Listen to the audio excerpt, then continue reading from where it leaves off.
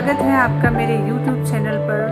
और I hope सब अच्छे होंगे, स्वस्थ रहिए, हमेशा खुश रहिए, अपना ध्यान रखिए। मेरा आज का सब्जेक्ट, आज का टॉपिक आप समझ गए होंगे। आज का टॉपिक मेरा हमारी जननी यानी कि हमारी माँ के ऊपर है, जो जिसने हमें 9 महीने अपने अंदर अपनी कोख में पाला और बाहर दुनिया दिखाई, उस माँ के ऊपर है।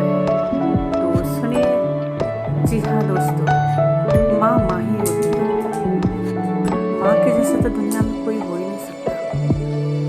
आज मैं आप लोगों को एक कहानी सुनाती हूँ, जिसमें एक औरत होती है, उसके पति का स्वर्गवास हो जाता है और छोटा सा गोद में बच्चा छोड़कर वो इस दुनिया को छोड़ के चले जाते हैं। वो औरत जिसके ऊपर सारी घर की और अपने बच्चे की जिम्मेदारी आ जाती है, वो अपने बच्चे को पालने में कोई कसर नहीं छोड़ती है।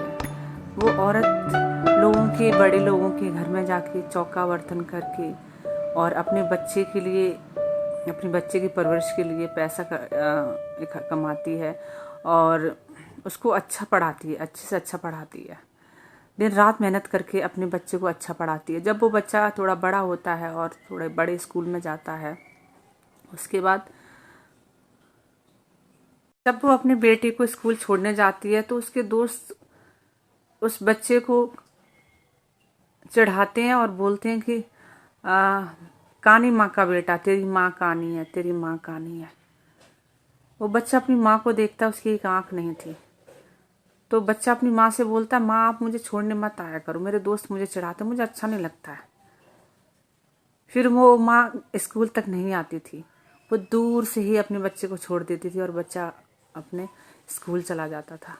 ऐसे करके वो बच्चा बड़ा हो गया और वो शहर, उसकी माँ ने उसको शहर पढ़ने के लिए भेज दिया, अपने से दूर, अपने कलेजे के टुकड़े को अपने से दूर भेज दिया उस माँ ने। और गांव से मेहनत करके, वही जो मेहनत करती थी और पैसा उसको भेजती रही। वो बच्चा पढ़ लिख कर एक बहुत अच्छा सक्सेसफुल हुआ और उसकी अच्छी जॉब लग गई। वहीं पे उसने शादी कर ली और उसके बेटे ने वहाँ पे शादी कर ली, लेकिन अपनी बीवी को कभी गांव लेके नहीं आया, क्योंकि उसकी बीवी मॉडर्न थी। उसके बेटे ने 1-2 बार बोला भी चलो गांव चलते हैं माँ के पास, माँ से मिल के आते, लेकिन वो बीवी नहीं जाना चाहती थी। ऐसे वक्त बीतता चला गया और उसकी माँ बहुत बीमार हो गई, बहुत ज़्यादा बीमार हो गई। उसको गांव वालों ने बुलाया, गांव वालों ने उसको लेटर लिख के उसको बुलाया, उसके बेटे को, लेकिन वो बेटा नहीं आया, उसको छुट्टी नहीं मिली या जो भी है वो नहीं आया। फिर एक दिन क्या होता है कि एक दिन वो माँ कैसे भी सही ठीक होके और किसी के साथ अपने बेटे के घर पहुंचती है। उस समय उसका बेटा घर पे नहीं होता है, तो उसकी बीवी उसको पहचानने से भी इनकार कर देती, उसको घर में अंदर भी नहीं आने देती कि मैं आपको नहीं जानती कौन हूँ।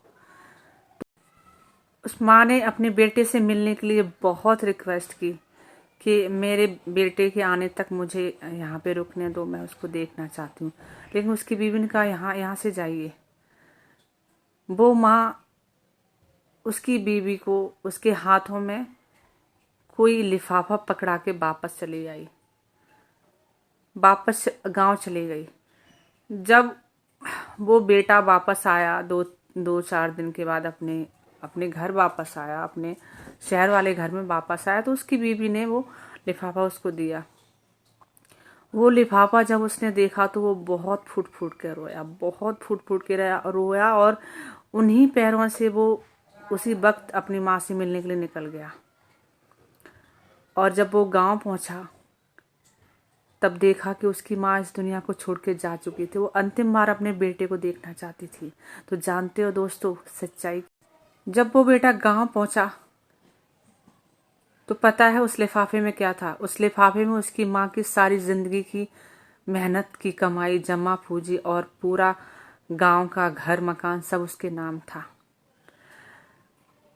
तब गांव के किसी चाचा ने उनको बताया कि जो तुम अपनी माँ से भागते थे कि उसकी माँ की एक आंख ना होने की वजह से लोग तुम्हारे दोस्त में चिढ़ाते थे, जिसकी वजह से तुम अपनी माँ से दूर चले गए। पता है तुम्हारी माँ की वो आंख कहाँ गई? तुम्हारी वो माँ की आंख कैसे खोई, इसका अंदाजा है? मैं बताता हूँ तुम्हें। तुम्हारी वो माँ की एक आंख तुम्हारे लगी है।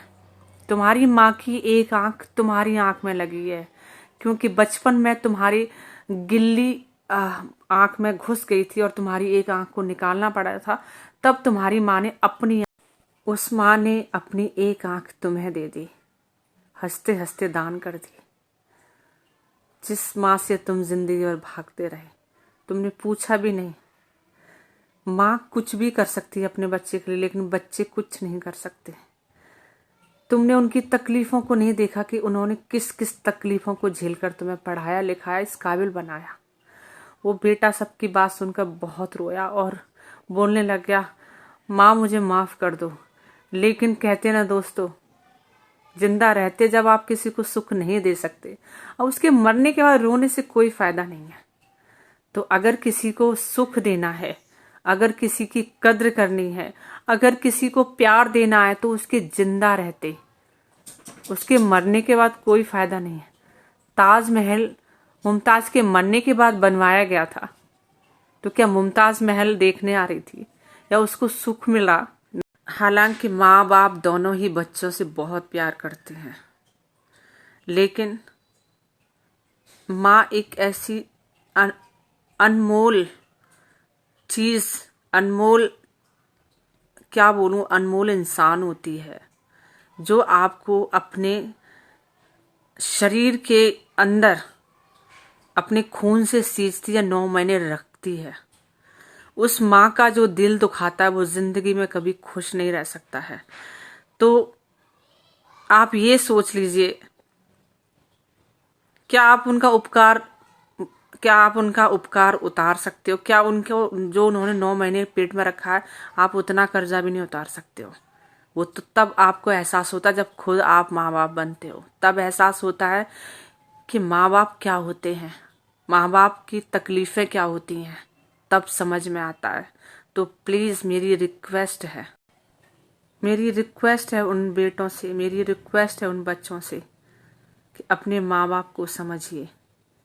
अगर माँ बाप आपसे कुछ कहते हैं तो आपके भले के लिए, और अगर आपको डांट भी देते हैं तो भी आपके भले के लिए, क्योंकि सबसे पहले दुनिया में अगर आपकी तकलीफ में कोई खड़ा होता है तो वो आपके माँ बाप होते हैं। दुनिया में हर इंसान आपको छोड़ सकता है, लेकिन आपके माँ बाप आपको कभी नहीं छोड़ सकते।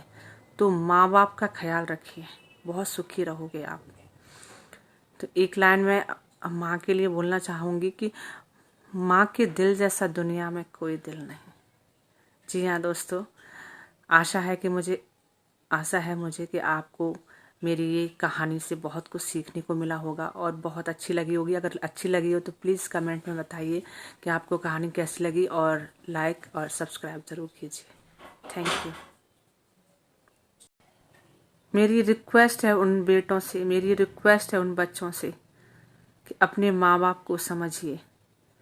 अगर माँ बाप आपसे कुछ कहते हैं तो आपके भले के लिए, और अगर आपको डांट भी देते हैं तो भी आपके भले के लिए, क्योंकि सबसे पहले दुनिया में अगर आपकी तकलीफ में कोई खड़ा होता है तो वो आपके माँ बाप होते हैं। दुनिया में हर इंसान आपको छोड़ सकता है, लेकिन आपके माँ बाप आपको कभी नहीं छोड़ सकते।